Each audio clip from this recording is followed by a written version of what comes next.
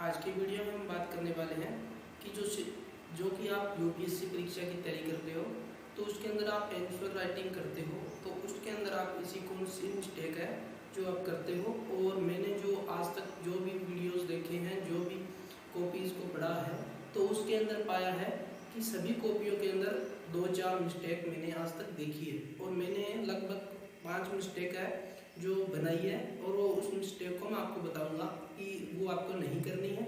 और 2022 के अंदर जो पेपर हुए तो उनके अंदर भी आपको वही मिस्टेक मिलेगी जिसके कारण आपके नंबर है वो कट जाते हैं। अगर वो मिस्टेक कोई नहीं करता है तो वो लगभग पास हो जाता है और उसका सिलेक्शन हो जाता है दोस्तों।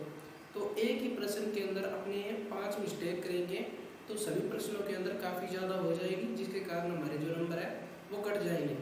तो दोस्तों मिस्टेक आपको एक प्रश्न के माध्यम से बताऊंगा तो उसको पूरा आपको पहले देखना है, उसके बाद में समझना है।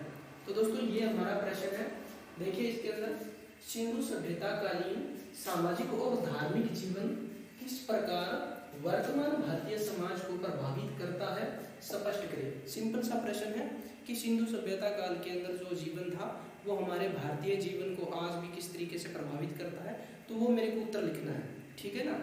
तो इस उत्तर को मैं सीधा ही शुरू कर दूंगा लिखने का, क्योंकि मैं पहली बार जो यूपीएससी का पेपर दे रहा हूँ तो सीधा पहले ही स्टार्ट कर दूंगा। लेकिन हमें 5 बिंदुओं को पहले ही ध्यान में रखना है क्योंकि हम तैयारी जोपरी के साथ में यूपीएससी मेंस की भी तैयारी कर रहे हैं। तो पहला देखिए दोस्तों, पहला इसको किस तरीके से लिखना है, तो पहला लिखना है बिंदुवार। बिंदुवार लिखिए, ठीक है ना। अब बिंदुवार लिख रहे हैं अपने, देखिए तो पहले देखिए सामाजिक जीवन का है तो पहले मैं एक बिंदु डाल दूंगा, जिसे पहले भूमिका थोड़ी बहुत अपने 2-3 लाइनें लिख देंगे, कोई दिक्कत नहीं है।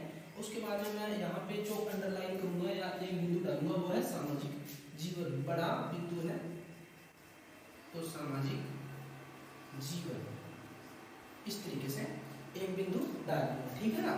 तो उसके बाद में हमारा जो इसके अंदर जो भी मटेरियल होगा, जो भी हमें लिखना होगा वो सारा लिख दूंगा, ठीक है ना। तो इस तरीके से इसके अंदर छोटे छोटे मैं सब पॉइंट्स बनाऊंगा, 2, 3, 4, 5 जितने भी बनेंगे तो उसको मैं बना लूंगा। उसके बाद में इस सामाजिक जीवन को पूरा करके फिर उस धार्मिक जीवन को मैं शुरू करूंगा और उस धार्मिक जीवन को आज भी बताऊंगा कि आज किस तरीके से हमें उस टाइम में जो मातृ पूजा होती थी, मातृ देवी की या जो भी थी पेड़ों की पूजा होती थी वो आज भी होती है। तो उस तरीके से मैं उसको बताऊंगा भी आज भी हमारे जीवन को प्रभावित कर रहा है, ठीक है ना। एक ये हो गया, यानी कि एक मिस्टेक ये होगी कि हमने बिंदुवार लिखते नहीं है, सीधा जैसे लेख लिख रहे हैं या कोई मतलब सीधा व्याख्या कर रहे हैं तो उसको वैसे वैसे लिख दिया। दूसरा है हमारा तो वर्गीकरण करना है हमें, वर्गीकरण, ठीक है ना। वर्गीकरण, वर्गीकरण कैसे करोगे, देखो अब देखिए आपके पास में जैसे कोई आ गया सिंधु सभ्यता के कोई क्षेत्र आ गए, देखिए आप 4 आप क्षेत्र लिख रहे हो, ऊपर दक्षिण में, उत्तर में और एक दक्षिण में, इधर इधर 4 क्षेत्र आ गए। जैसे यहाँ पे कोई आ गया, यहाँ पे मांडा आ गया तो यहाँ पे जो भी दक्षिण में था, ठीक है ना, ये आ गए, ये 4 आ गए। तो इनको ऐसे मत लिखो, इनको ऐसे बांटो, देखो वर्गीकरण में सिंधु सभ्यता ऐसे बांट दिया तो फिर उसको इस तरीके से बांट लो, ठीक है ना, इस तरीके से बांट लो। या उसको ऐसे बांट दो जैसे बीच के अंदर इस सिंधु सभ्यता को लिख दो, इस तरीके से बांट दो, है ना। तो उसको इस तरीके से बांट के वर्गीकरण कर दो पहले से, उसके बाद में आपको बिंदुवार उसका व्याख्या कर देनी है, ठीक है ना। तो ऐसे ही भूगोल के पेपर में, राजनीति के पेपर में जैसे देखो मौलिक अधिकार आ गए तो मौलिक अधिकार को हमने पहले बीच में लिख देना है, उसके बाद में मौलिक अधिकार यहाँ पे लिख देना है। जैसे मौलिक अधिकार यहाँ पे लिख दोगे और इसके बाद में यहाँ पे वर्णन आपको कर देना है, ठीक है ना। अब उसके बाद में अगला जो हम बात कर रहे हैं वो कर रहे हैं तीसरी जो टॉपिक है उसके अंदर आपको क्या करना है, तो तीसरी टॉपिक के अंदर आपको मैप बनाना है, मैप या चित्र बनाने हैं, मैप या चित्र बनाने हैं। जैसे भारत का यहाँ पे देखिए मैप कैसे बनेगा, तो मैप अगर बनाना चाहो तो देखिए सिंधु सभ्यताकालीन सामाजिक और धार्मिक जीवन किस प्रकार भारतीय जीवन या भारतीय समाज को प्रभावित करता है। तो देखिए उत्तर के भारत के अंदर जो भी था सिंधु सभ्यता के अंदर या जो दक्षिण भारत के अंदर था, है ना, तो वो किस तरीके से प्रभावित कर रहा है। तो पहले मैप बनाना है तो इंडिया का बना सकते हो इसके अंदर, ठीक है ना। कोई विशेष क्षेत्र का बना सकते हो। अगर भूगोल है तो भूगोल के अंदर इंडिया का मैप आ जाएगा। कोई चट्टानी वर्गीकरण है, कोई पहाड़ी पर्वतीय क्षेत्र है, उसका आ जाएगा। और यहाँ पे चित्र बनाना है तो देखिए चित्र बनाने के लिए अगर आपको कोई बायोम आ गया, जैसे बायोम आ गया या कोई पारितंत्र आ गया, तो उसके अंदर आप चित्र बनाओगे ना। जिस तरीके से कोई जलीय पारितंत्र है तो उसके अंदर आपको डायग्राम बनाना पड़ेगा, चित्र बनाना पड़ेगा, तो आपको चित्र बनाना है, ठीक है ना। चौथी जो मिस्टेक है वो है साइड बुक्स की,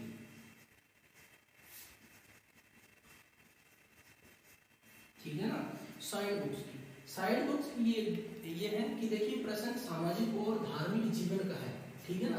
प्रश्न सिर्फ धार्मिक और सामाजिक जीवन पे ही है, बट हमें इससे रिलेटेड कोई और भी है। जैसे देखिए सामाजिक जीवन को और धार्मिक जीवन को राजनीतिक जीवन है वो प्रभावित करता है, ठीक है ना।